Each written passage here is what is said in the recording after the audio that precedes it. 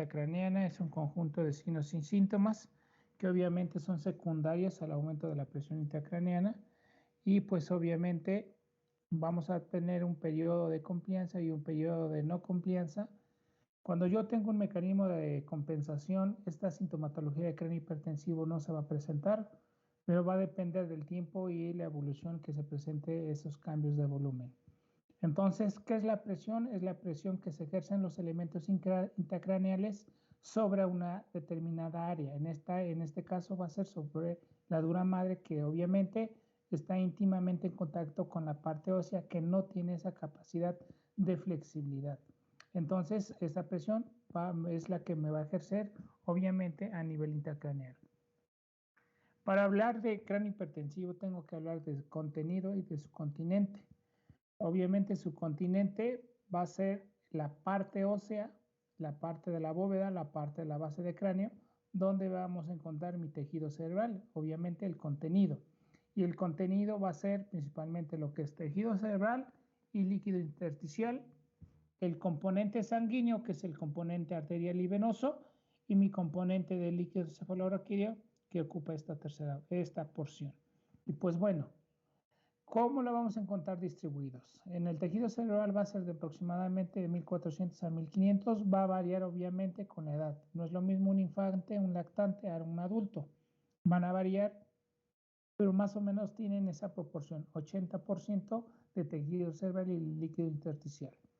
El componente sanguíneo va a ocupar un 150 mililitros aproximadamente, que va a ocupar el 10% de ese contenido. Y mi líquido cefalorraquídeo va a tener el otro 10%, que van a ser 150. Entonces, la suma de estos tres, obviamente me van a generar el 100%. Y la suma de estos me van a generar una presión intracraneana que va a ser de 10 a 15 milímetros de mercurio. Este dibujito lo vamos a utilizar mucho, obviamente, sobre todo cuando utilizo mis mecanismos de compensación para que no me generen esos cambios. Una vez que yo hable de mi contenido y mi continente, pues obviamente voy a hablar de una doctrina en la cual me dice que la suma de los tres componentes o de mi contenido, mi tejido cerebral, mi componente sanguíneo, mi líquido cefalorraquídeo, tienen que permanecer constantes para generarme una presión intracraneana. Si alguno de los componentes aumenta, los otros dos tienen que disminuir para que mi presión intracraneana no se altere. Pero si esa presión, ese aumento ya no lo puedo compensar, entonces voy a tener la característica de cráneo hipertensivo. ¿Ok?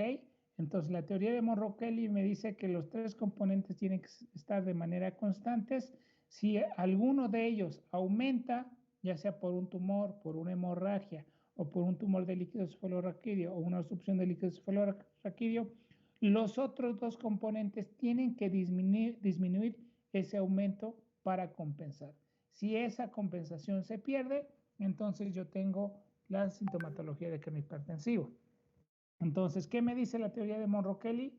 Que el aumento de volumen de cualquiera de los tres componentes, llámese componente sanguíneo, llámese componente de líquido cefalorraquídeo o llámese componente de tejido cerebral, debe de ser compensado con una disminución proporcional de los otros dos componentes. De lo contrario, me generaría un aumento de la presión intracraneana y con esto la sintomatología.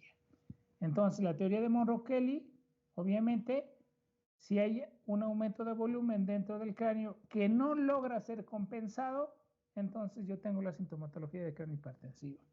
Y esto está relacionado obviamente con el volumen del tejido cerebral, está relacionado obviamente con mi escala de Coma-Glasgow. Entre menos escala de Coma-Glasgow yo tengo, obviamente voy a tener aumento de mi presión intracerebral. Entonces, esto ya lo vimos. Ok. Ahora, tengo que hablar de mis componentes de líquido cefalorraquídeo y tengo que hablar de mi componente arterial, que lo vamos a ver. Mi componente, sobre todo de tejido cerebral, pues ya no me voy a detener porque ya lo estudié en neuroanatomía y va a ser la parte ósea de tejido cerebral. Entonces, vámonos con lo que es el líquido cefalorraquídeo.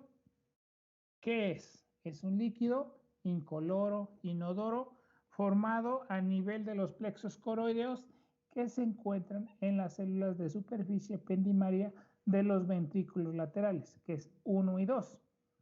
¿Quedamos?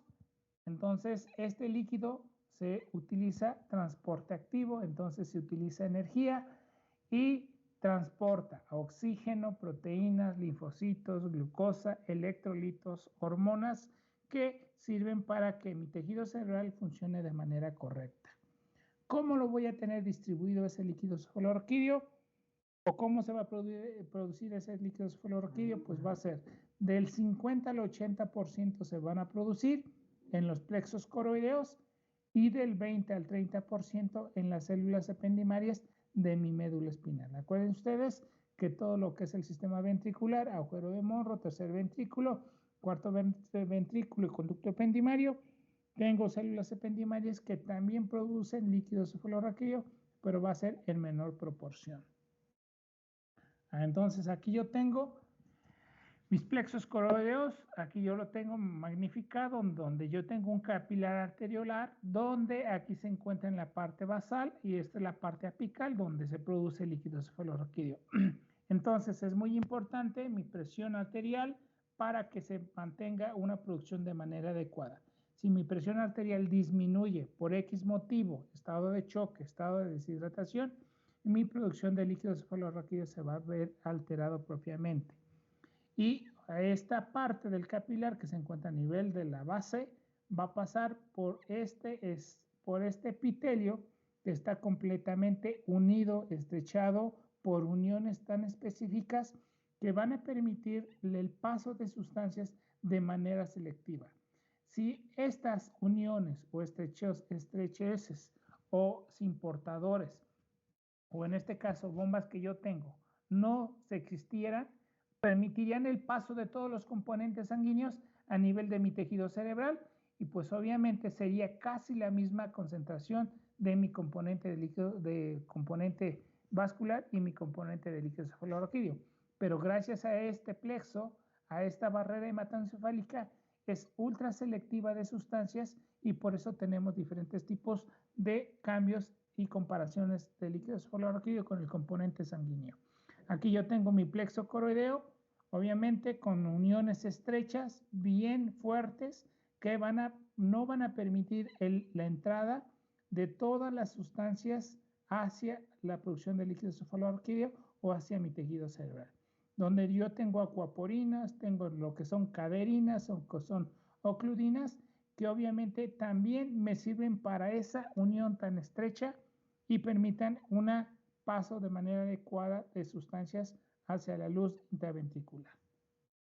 Aquí yo tengo entonces mi capilar, aquí yo tengo mi capilar, que obviamente está relacionado con mi presión arterial media.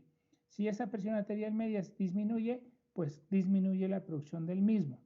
Y pues bueno, aquí existe una enzima que se llama anhidrasa carbónica. Esa anhidrasa carbónica es muy importante, sobre todo para la producción de líquido cefalorraquídeo. Si esta enzima se encuentra alterada, pues se va a producir la producción de líquido cefalorraquídeo y con ello, pues su producción. Entonces, si yo utilizo en un paciente que le voy a dar acetosolamida, bueno, en este caso mencionamos que la acetosolamida inhibe la anhidrasa carbónica. Al inhibirla, pues obviamente se va a disminuir su producción. ¿Qué es lo que pasa en los pacientes que tienen hidrocefalias? Pues les damos acetosolamida para que disminuya la producción de líquido cefalorraquídeo y pues obviamente no aumente mi presión intracerebral. Entonces, en estos plexos coroideos que yo tengo a nivel de mis ventrículos laterales, pues obviamente va a fluir por el agujero de Monro, tercer ventrículo, acueducto de Silvio, mi cuarto ventrículo, mis dos conductos laterales anteriores que son de Luschka y uno posterior y central que es de Magendie, para que pase hacia la parte subdural de mi cavidad endocraniana y de mi médula espinal. Ahora, ¿qué cantidad de líquido cefalorraquídeo se produce? Más o menos de 50 a 150 mililitros en el lactante y en el adulto 150 mililitros. Ya les dije que esto va a variar. En aquellos pacientes que hacen, por ejemplo, aumento de la presión venosa que hacen maniobras de Valsalva, al agacharse, al hacer un esfuerzo, pues aumentan esa presión y esto va a generar disminución de la producción. ¿Y cómo lo voy a encontrar esa distribución de líquido cefalorraquídeo? Lo voy a encontrar el 30% en el sistema ventricular, el 35% en el canal espinal y el 35% en el espacio subaracnoideo. Si se dan cuenta, muy poco porcentaje lo encontramos en el sistema ventricular, aunque tenemos la imagen así más magnificada, pues nos damos cuenta que lo encontramos más en canal espinal y en el espacio subaracnoideo. ¿Y cómo va a estar su producción? Entonces lo vamos a tener de la siguiente forma. Esto está relacionado, acuérdense ustedes, con el flujo sanguíneo cerebral. Si mi paciente está chocado, si mi paciente está deshidratado, este flujo sanguíneo cerebral disminuye y pues obviamente con ello su producción. ¿Qué tanto se produce? Se produce de 0.4 mililitros en un minuto. ¿Qué quiere decir? Que voy a tener 20 mililitros aproximadamente en una hora. Y si multiplico esos 20 mililitros por 24, pues voy a tener de una producción que varía de 400 a 500 mililitros en un día. ¿Quedamos? Y bueno, este líquido cefalorraquídeo tiene una vida media. Y esa vida media es aproximadamente de 3 horas. ¿Y en qué consiste esa vida media? Consiste en producción de líquido cefalorraquídeo. La circulación que yo les había dicho, lo reabsorción a nivel de lo que es las granulaciones de Pacchioni o vellosidades aracnoideas y nuevamente la renovación del líquido cefalorraquídeo, que obviamente me va a generar una presión de 10 a 15 milímetros de mercurio o en su caso de 12 a 13 centímetros de agua. Quedamos si hacemos la conversión. ¿Cuál es su composición de líquido cefalorraquídeo? Les dije que iba a ser completamente diferente al componente de sanguíneo. Vamos a encontrar un poquito de mayor concentración de proteínas a nivel de lo que es el líquido cefalorraquídeo. Vamos a encontrar como sobre todo la prealbúmina, la macroglobulina, la transferrina, que ocupan del 3 al 12% de las proteínas totales. La concentración de glucosa la vamos a encontrar disminuida en relación a la concentración sanguínea. Aquí yo tengo una comparación de mi componente sanguíneo y de mi componente de líquido cefalorraquídeo. Lo único que va a variar va a ser la composición de lo que es la glucosa y la composición de proteínas. Las vamos a encontrar más bajas comparados al componente sanguíneo. De ahí todo lo demás casi tienen una misma semejanza de lo que es el sodio, el cloro, el carbonato y mi pH, pero casi se encuentra en la misma composición, excepto en las glucosas y en las proteínas. Y pues bueno, cuando yo tengo un paciente con cráneo hipertensivo o en este caso con datos de meningoencefalitis, pues también el líquido cefalorraquídeo me sirve para hacer un citológico y un citoquímico. En el citológico, pues obviamente vamos a determinar el tipo de células que prevalecen y con esto pues también lo voy a llevar a un cultivo y dependiendo lo que me crezca, pues le vamos a dar el tratamiento. Pero tenemos variaciones sobre todo a nivel de lo que es el citoquímico. Esto es en condiciones normales, el aspecto agua de roca cristalina, ¿sí? La presión que normalmente nosotros tenemos, la presencia de linfocitos de 0 a 5, las proteínas de 15 a 45, el lactato, la presencia de glucosa más baja que la composición sanguínea, el cloro, que ya también lo vimos, y pues bueno, en la meningitis y en tanto bacteriana como viral, vamos a encontrar el aumento de leucocitos, que a diferencia de la viral, aquí vamos a encontrar mayor concentración de linfocitos y a nivel de la bacteriana, mayor concentración de granulocitos, que es la diferencia que ya tienen entre cada uno. En este caso, en la meningitis tuberculosa, vamos a encontrar una linfocitosis severa a nivel de líquido cefalorraquídeo y los demás componentes va a haber solamente más o menos la misma concentración, pero van a variar una que otra. Aquí lo que nos interesa más que nada es la presencia de leucocitos y las células que vayamos a encontrar en el mismo. Y pues también esto me va a servir como cultivo y lo vamos a tener que llevar lo que es dependiendo del antibiograma, pues le vamos a dar el tratamiento. Ahora, ¿cuál es la función del líquido cefalorraquídeo? Vamos a tener una protección mecánica, una protección química, vamos a tener una función de circulación y una función de eliminación. La protección mecánica. La mayor parte de lo que es el tejido cerebral tiene que estar suspendido en este líquido cefalorraquídeo. ¿Para qué? Para que no le generen daño las convexidades que generan los huesos de la base del cráneo. ¿Como cuáles? Como los apófisis, como son las alas mayores y menores de los esfenoides. Y obviamente si ese mecanismo de suspensión del líquido cefalorraquídeo con cualquier mecanismo de aceleración y desaceleración nos condicionaría un daño, ruptura del tejido cerebral. Entonces, esa protección mecánica se la debemos al líquido cefalorraquídeo. ¿Qué quiere decir? Que se mantiene suspendido en líquido cefalorraquídeo. La protección química. La protección química que tiene, pues obviamente, esta es para que tenga un funcionamiento de manera adecuada y pues con ello una transmisión de los potenciales de acción, y si nosotros no tenemos ninguna alteración de los mismos, pues los impulsos nerviosos se van a transmitir sin ninguna alteración. De circulación, ya les dije yo, de los ventrículos laterales, agujero de Monro, tercer ventrículo, acueducto de Silvio, cuarto ventrículo, conducto de Luschke-Mayendi, y pase al espacio subdural a nivel medular y a nivel endocraneana. Y obviamente también me va a servir como eliminación de medicamentos, de hormonas, de elementos celulares, para que obviamente no le generen daño directamente a nivel de mi sistema nervioso central. Ese es el movimiento que yo les había dicho, o circulación, que es ventrículos laterales 1 y 2, al agujero de Monro, tercer ventrículo, acueducto de Silvio, cuarto ventrículo, foramen mandial, que es el de Mayendi, y foramen lateral, que es el de Luschka. Aquí los tenemos, primero y segundo ventrículo o ventrículos laterales, agujero de Monro, tercer ventrículo, acueducto de Silvio, cuarto ventrículo, los dos conductos laterales que son de Luschka, que son anteriores, y el posterior, que es de Mayendi, para pasar hacia el espacio subdural del canal medular y de la región endocraneana. Entonces, a nivel medular va a descender bañando todas las raíces nerviosas, la cola de caballo va a ascender por la parte anterior, pasando por lo que son las lagunas a nivel de lo que es el bulbo y el puente, las lagunas cerebelosas a nivel mesencefálica.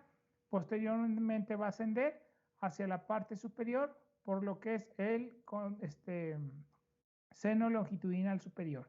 Y lo mismo que en este caso, a nivel de lo que es el cerebelo, pasa por la lámina cuadrigémina, el tectum, pasa para la parte superior a nivel de lo que es el seno longitudinal superior, para llegar a las vellosidades aracnoideas o granulaciones de Paccioni, donde se van a reabsorber para meterlas al sistema venoso, y del sistema a nivel del seno longitudinal pasa a la presa de aerófilo, senos longitudinales laterales y senos sigmoideos, y pasa a lo que es a la vena yugular interna y ya las mete a lo que es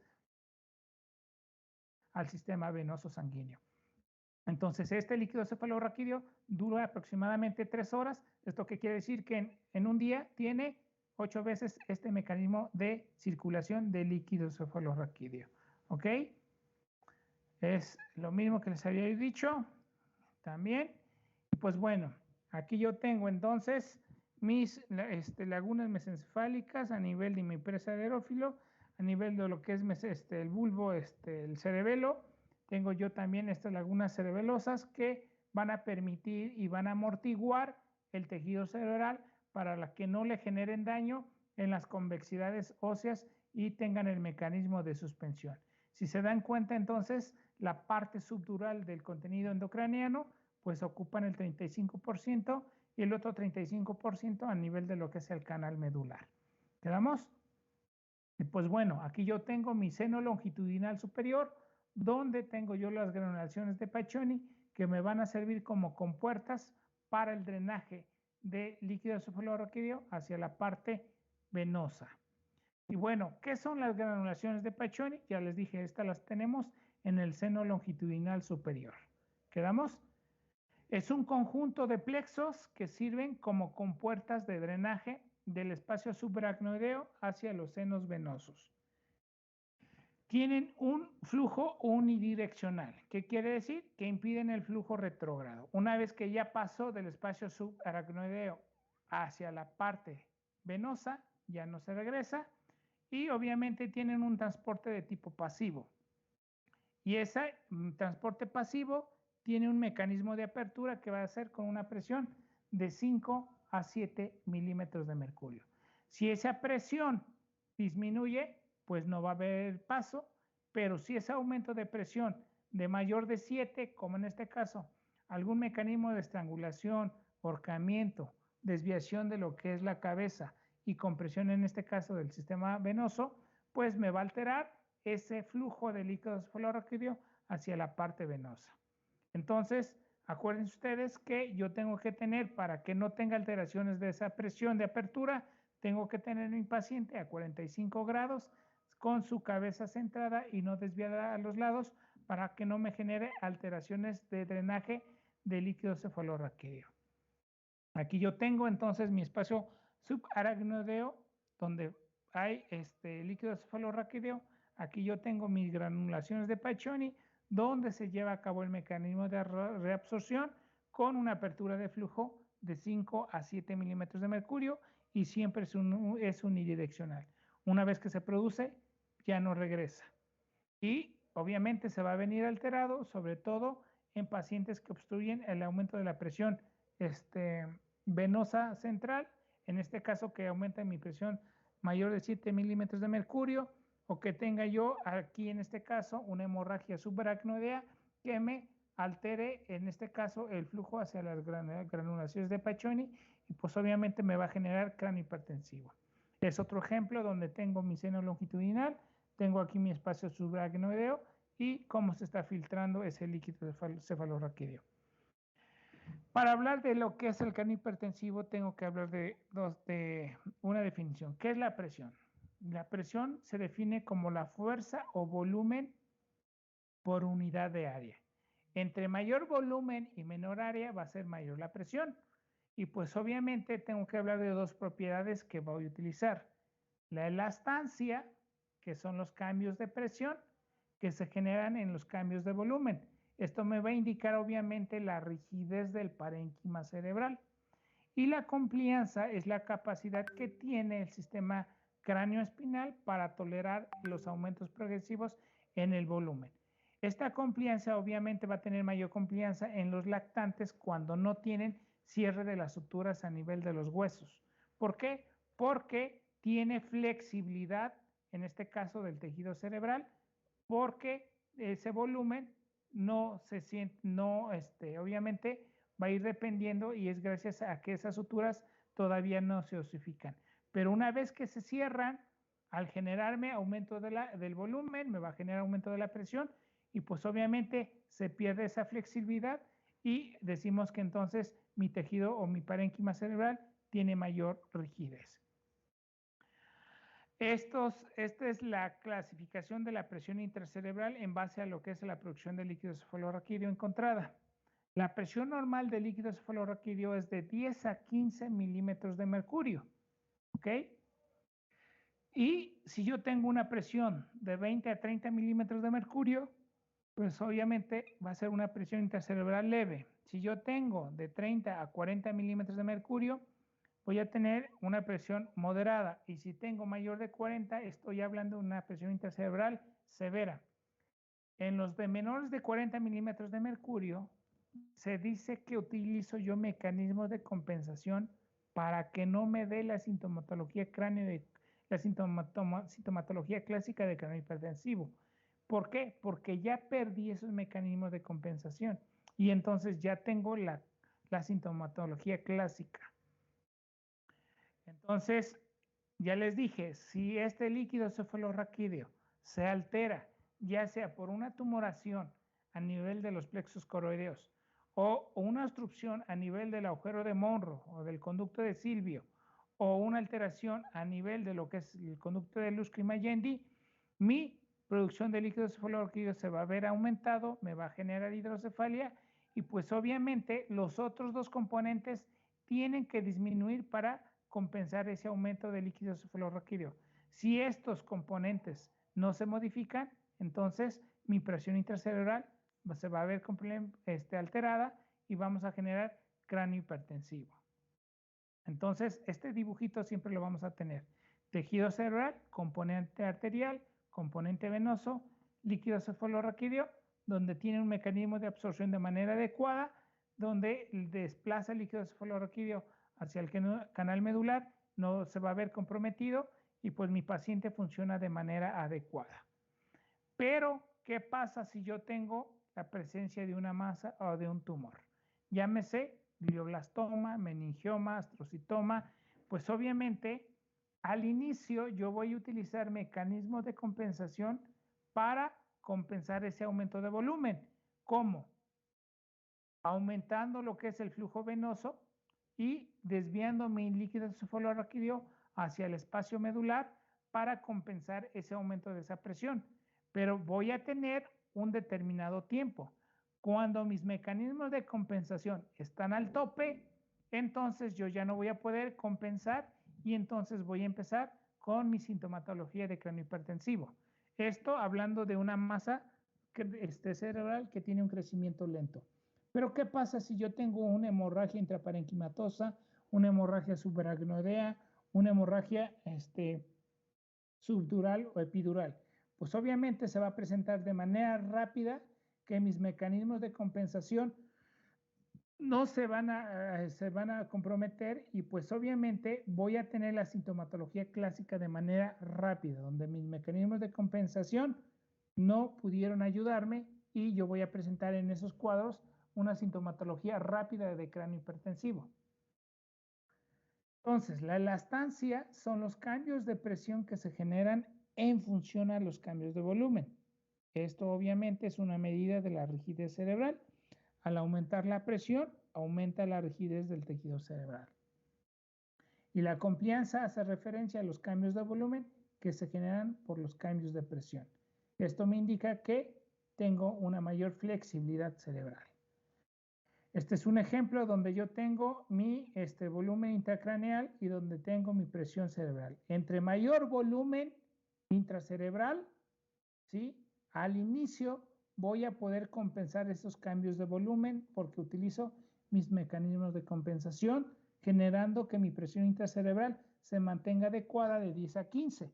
No voy a tener ningún problema. Si mi tejido cerebral empieza a aumentar mayor, entonces mis mecanismos de compensación van a llegar hasta un tope. Entonces estamos diciendo que tengo una baja complianza. Y ya una vez que mi volumen intracerebral ya no lo puedo compensar, entonces se pierde ese mecanismo de complianza y empiezo con la sintomatología de cráneo hipertensivo. Ahora vamos a hablar un poquito de lo que es mi componente arterial. Para hablar de mi componente arterial tenemos que hablar un poquito acerca de lo que es el flujo sanguíneo cerebral. Mi flujo sanguíneo cerebral va a variar de 45 a 55 mililitros. Se van a dar cuenta que algunos libros de fisiología van a decir que hasta 110 mililitros por cada 100 gramos. ¿Esto en base a qué es? En base a su función. Es más frecuente o es más volumen a nivel de la sustancia gris que de la sustancia blanca. Es más frecuente, es más volumen sanguíneo a nivel prefrontal que a nivel de la región temporal o occipital, ¿sí? Ahorita que ustedes están viendo su computadora, pues tienen un flujo sanguíneo a nivel occipital mayor. Ahorita que están comprendiendo, está funcionando su región frontal, pues esas partes van a tener mayor flujo sanguíneo cerebral y la sustancia blanca obviamente va a tener una disminución del mismo. Entonces va a variar dependiendo del lugar y de la parte que estén utilizando con mayor frecuencia. Si mi tejido cerebral pesa 1500 gramos, ¿qué quiere decir? Voy a tener entonces 700 mililitros en un minuto, quedamos, de volumen sanguíneo. ¿Qué quiere decir? Que voy a tener del 15 al 20% de ese gasto cardíaco en un minuto. Pero ya hablamos de lo que es el flujo sanguíneo cerebral. Ahora voy a hablar de una cosa que se llama presión de perfusión cerebral. Y bueno, ¿qué es la presión de perfusión cerebral? Es la presión ideal para mantener un equilibrio y función de mi tejido cerebral. Si esa presión de perfusión cerebral disminuye o aumenta, ¿qué va a generarme? Pues me va a alterar un desequilibrio y que no funcione de manera adecuada mi tejido cerebral. ¿Y cómo mido yo mi presión de perfusión cerebral? ¿Cómo se saca? Se saca de mi presión arterial media menos mi presión intracerebral. ¿Cuál es mi presión arterial media? Va a variar, obviamente, en cada individuo, pero obviamente ya dependiendo de su presión sistólica y diastólica, sacamos la diferencia y pues obviamente vamos a tener una presión entre 100 y 110 en una persona normal. Y le restamos 10 milímetros de mercurio de mi presión intracerebral o 15, pues me va a dar más o menos una presión de perfusión cerebral de 70 a 90 milímetros de mercurio. ¿Esto qué quiere decir? Que es la presión que tienen ahorita ustedes en este momento y su cerebro funciona de manera adecuada. Y bueno, yo tengo un mecanismo de regulación de esa presión de perfusión cerebral que va a variar de 50 a 150 milímetros de mercurio. Y pues obviamente esa presión de perfusión cerebral está relacionada con mi PAN. Si mi PAN disminuye, me va a generar vasodilatación arteriolar. Esto es gracias al efecto miogénico que yo tengo a nivel de mi capilar para mejorar ese flujo sanguíneo cerebral. Eso a nivel renal, a nivel de lo que es, en este caso de las arteriolas a nivel cerebral. Si mi PAN aumenta, voy a generar vasoconstricción arteriolar para que mi presión de perfusión cerebral funcione de manera adecuada y pues obviamente esto es gracias al efecto de Baylis que yo tengo como teoría miogénica para la regulación de mi presión de perfusión cerebral. Aquí en este cuadrito se los presento. Esta es mi presión de perfusión cerebral. Les dije a ustedes que entre 150 y 50 utilizo mecanismos de compensación. Si yo disminuyo menos de 50 o aumento mayor de 150, se pierden esos mecanismos de compensación y me voy a generar. En el menor de 50 voy a tener como un efecto reflejo vasodilatación. Aquí tengo la arteriola que se va generando vasodilatación, pero disminuye menos de 50. Entonces, me va a generar alteraciones de la bomba, disminución de la concentración de oxígeno y me va a generar isquemia. Esa isquemia se va a ver reflejada como edema de tipo citotóxico y esto me va a generar la muerte. Pero este edema de tipo citotóxico me va a arrastrar agua y me va a empeorar mi cuadro de edema cerebral. Voy a lo contrario.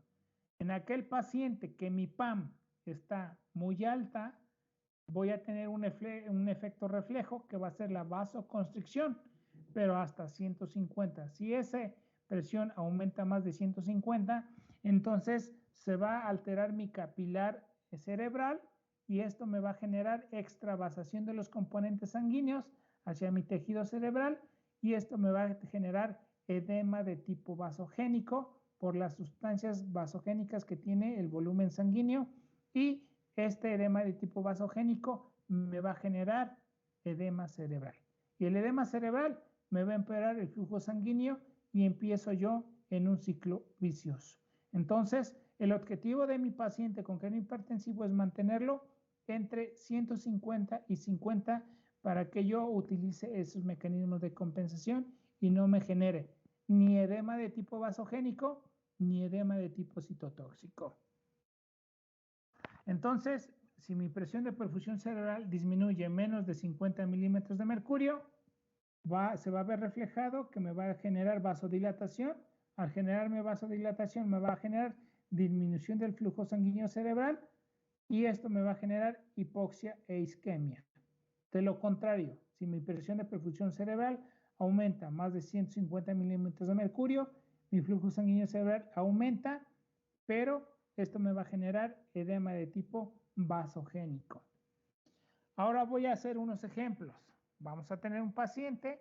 Este es un paciente que tiene una presión de perfusión cerebral de 70 a 90. ¿Por qué? Porque tiene su TAM normal y tiene su presión intracerebral normal. Pero ¿qué pasa en aquel paciente que tiene un accidente automovilístico y tiene 10 fracturas de costilla?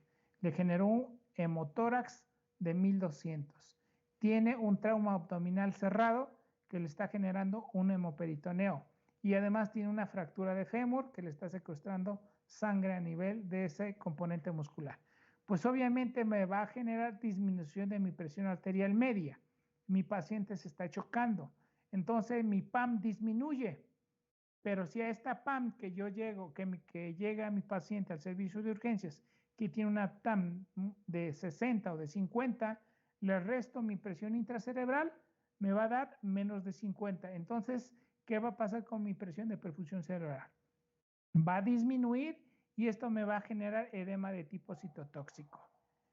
Ahora, ¿qué pasa en mi paciente? Bueno, este no tiene ninguna alteración del flujo sanguíneo cerebral, donde mi TAM está normal, pero mi paciente tiene una tumoración de un neurinoma o tiene un glioblastoma o un astrocitoma de gran tamaño, donde tiene una presión intracerebral de 40.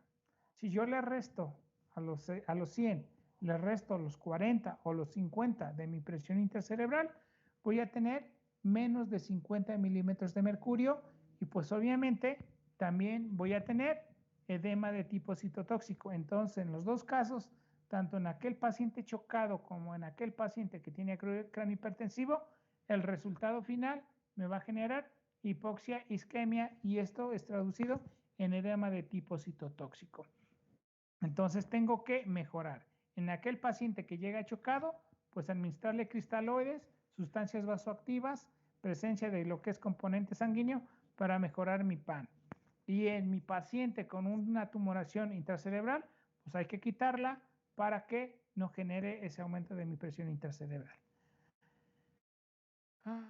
Bueno, ahora, yo ya tengo mi paciente en la cual ya tiene un problema de mi disminución de mi flujo sanguíneo cerebral. Y este flujo sanguíneo cerebral, pues obviamente ya saben ustedes que tiene una PAN, una presión de perfusión cerebral menos de 50. Y obviamente ese flujo sanguíneo cerebral va a ser reflejado a nivel de mi tejido cerebral. ¿De qué forma? ¿Qué pasa? Mi flujo sanguíneo cerebral me va a disminuir la concentración de oxígeno.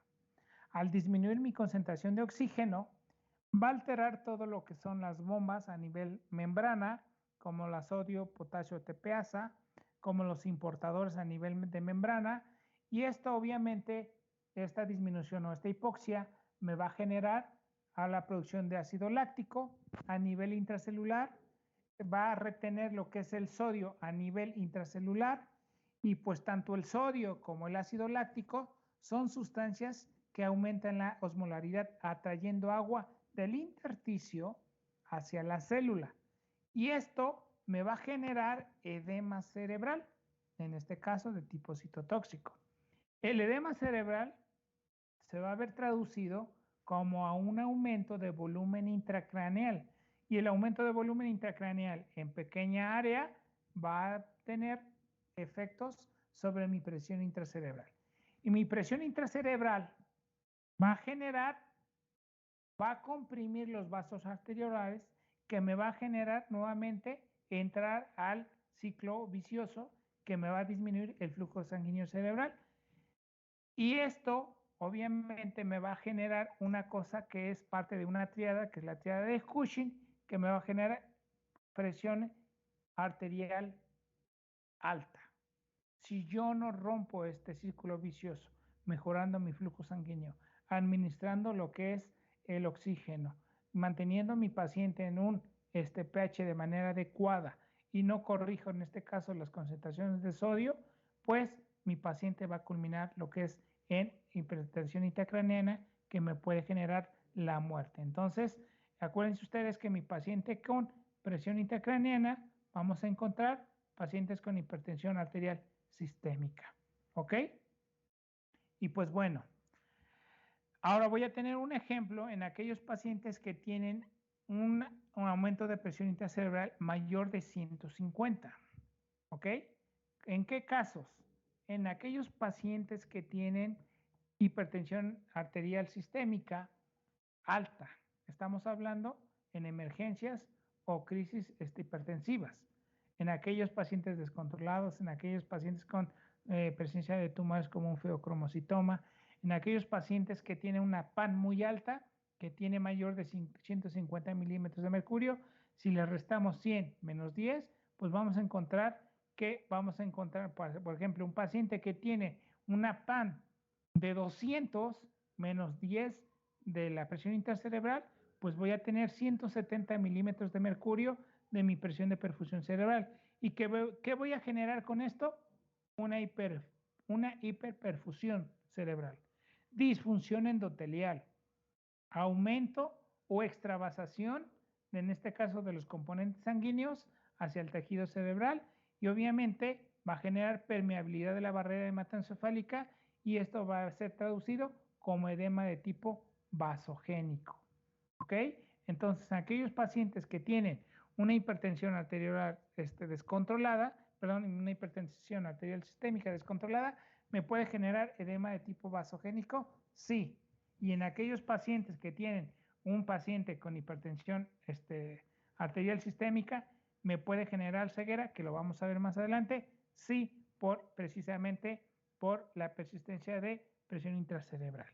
Entonces, acuérdense ustedes, mi presión de perfusión cerebral actúa de 50 a 150.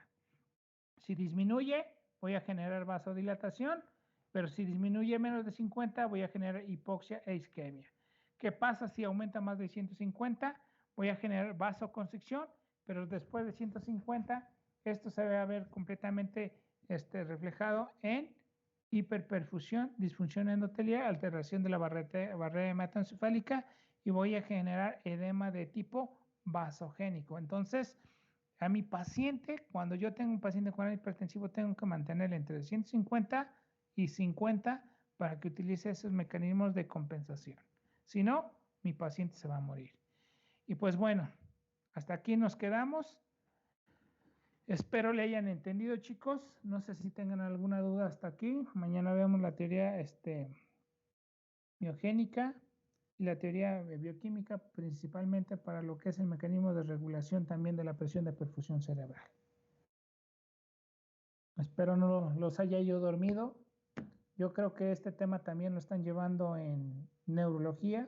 Los que están llevando neuro, los que ya vieron, pues bueno, ya nada más sería un repaso. Y no sé si tengan los demás alguna duda, alguna pregunta.